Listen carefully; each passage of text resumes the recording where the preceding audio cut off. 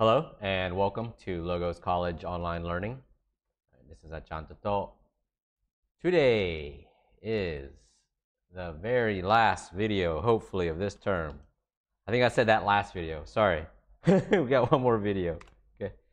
Today, we're going to continue with your job interview, but we're going to talk about how to answer the question, tell me about your weaknesses, all right? What are your strengths?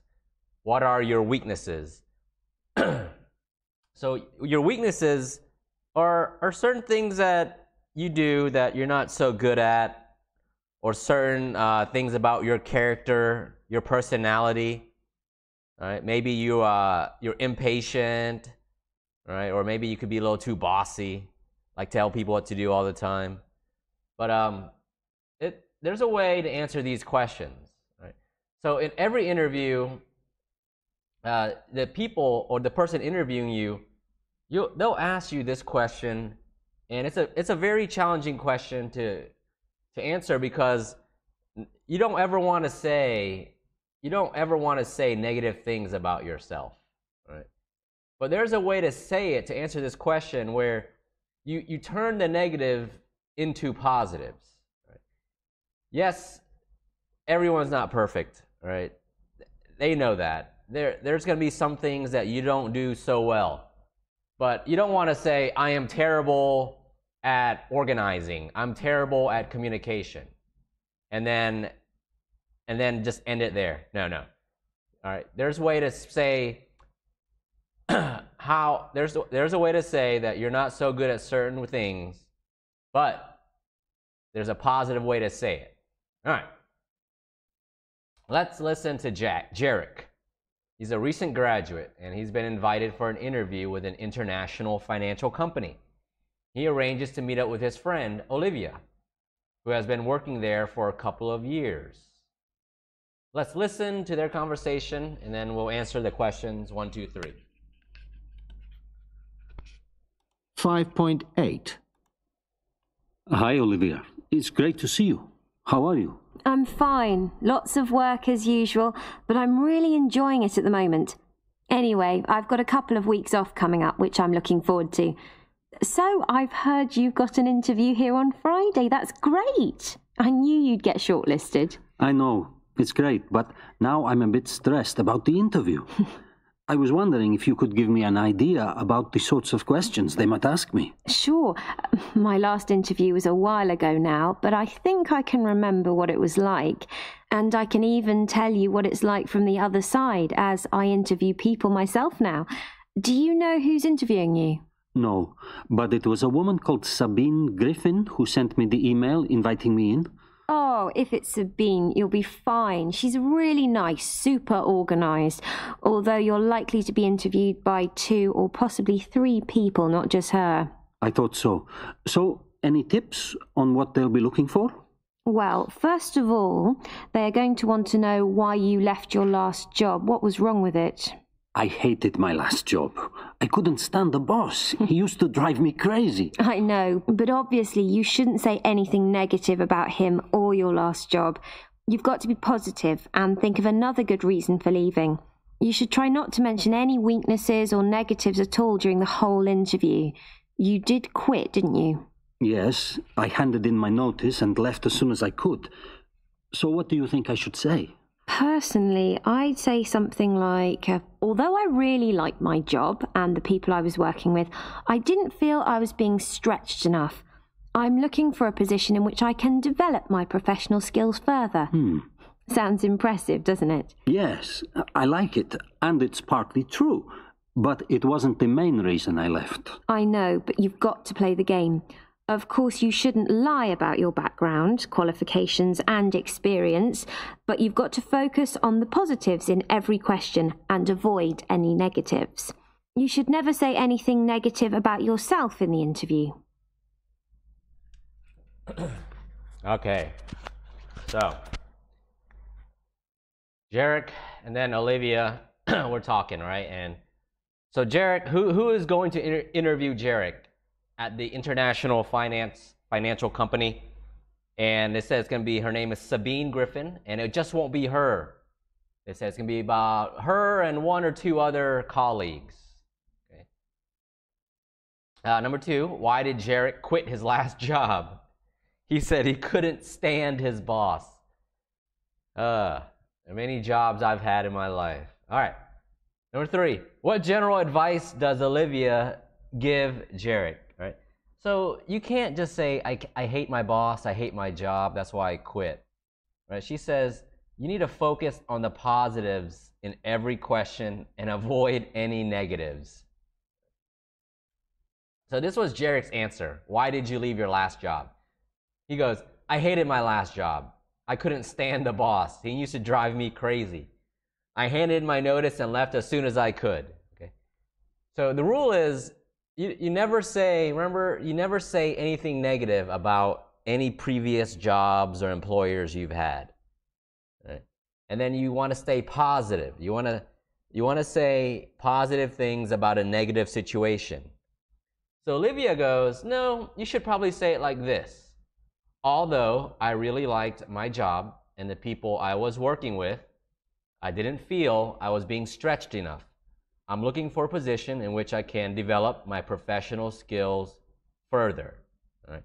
So this was a really nice, positive way of saying, I want to find a new job. Right? So don't say don't be like Jarek. Be like Olivia. All right, part C. What are your weaknesses? All right, what are your weaknesses? All right, part of your homework, I'm going to have you tell me about something you have found difficult at work or at school. I know a lot of you don't work yet, so I'm going to let you choose. I'm going to let you tell me about something you have found difficult at work or school. But you need to use the STAR method, right? Remember the STAR method, S-T-A-R. So in your story, give me the situation. Right? Give me the target, the task. What was your solution to the problem? And what was your action that you took? And what were the results? Right? And now you also have to talk about your weaknesses. So you have to how did you turn a negative into a positive? Right? Here's some advice for you. So in an interview, it says, in response to open questions, you should never actively volunteer negative information during an interview. Okay?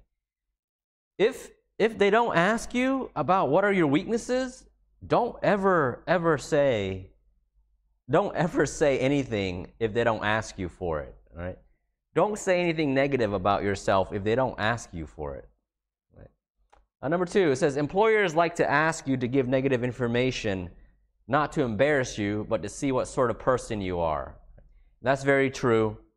Right? There's a reason why they chose you to come interview in the first place. They think you're a good candidate. They already think you are a good candidate. But they want to see more into your personalities and how do you behave. How do you act in difficult situations is what they want to see. Number 3, you will seem much more employable if you can show yourself as someone who sees problems as opportunities. Okay. So, problem as opportunities. Let's say you're at work or you're at school and you came to a problem where it was a challenge to you, right? You shouldn't walk away from the challenge or the problem. You should see this as a chance, to develop, to improve yourself. And that's how employers want to see their employees. They can take on a problem. They're not afraid of the problem, and they see it as a way to improve themselves and the company. Number 4, questions about weaknesses are actually a chance to demonstrate how you tackle and overcome problems and why you are the right person for the job. Okay? So when you say, I'm not so patient, all right? So one of my weaknesses is being a patient person. I'm pretty impatient, but at work, I've learned to be very patient with students and with teachers and with everybody I work with my coworkers, because it's a different environment. All right, coming from the United States, working in the United States for many years, it was a very fast-paced work environment. And when I came to work in Vientiane, it was a little bit slower, and the concept of being on time. I'm a very punctual person that's always on time, and I had to get used to a culture where being late is okay, right? And it's taken time for me to work on that, but it's something that I'm constantly improving on every day. Okay? So that's how you turn a weakness, a negative, into a positive. Right? Okay, back to your homework. All right, advice for you when you do your homework. You talk about a character flaw that could ultimately be viewed as a positive characteristic.